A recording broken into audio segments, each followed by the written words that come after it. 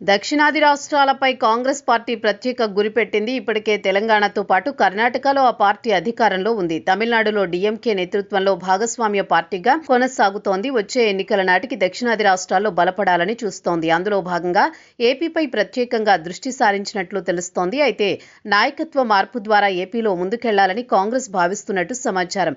YS Sharmila మార్పు ఉంటుందన్న ప్రచారం నడుస్తోంది. ఇటీవల హైదరాబాద్ పర్యటనకు వచ్చిన కాంగ్రెస్ అగ్రనేత రాహుల్ ఉభయ తెలుగు రాష్ట్రాలకు సంబంధించిన జిల్లా అధ్యక్షులతో భేటీ అయ్యారు.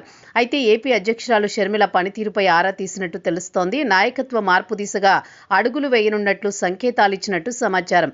తెలంగాణలో తన తండ్రి వైఎస్ఆర్ పేరిట ప్రత్యేక పార్టీ ఏర్పాటు చేసుకున్న షర్మిల సుదీర్ఘకాలం ఆ రాష్ట్రంలో పాదయాత్ర కూడా చేశారు. కానీ పెద్దగా వర్కౌట్ కాకపోయేసరికి పార్టీని కాంగ్రెస్లో విలీనం చేసి తెలంగాణలో ఏదో ఓ చోట పోటీ చేయాలని భావించిన కాంగ్రెస్ మాత్రం షర్మిలను ఆంధ్రప్రదేశ్ బాధ్యతలు అప్పగించింది. ఆమె బాధ్యతలు చేపట్టి 3 ఏళ్లవుతున్న కాంగ్రెస్లో ఎటువంటి పురోగతి లేదు. పైగా సీనియర్లు ఆమెను నిర్లక్ష్యం చేస్తున్నారన్న విమర్శ ఉంది.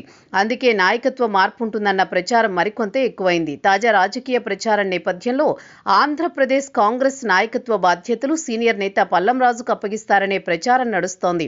యూపీఏ ప్రభుత్వ హయాంలో నరసాపురం ఎంపీగా ఎన్నికైన పల్లం రాజు కేంద్ర రక్షణ శాఖ మంత్రిగా కూడా వ్యవహరించారు.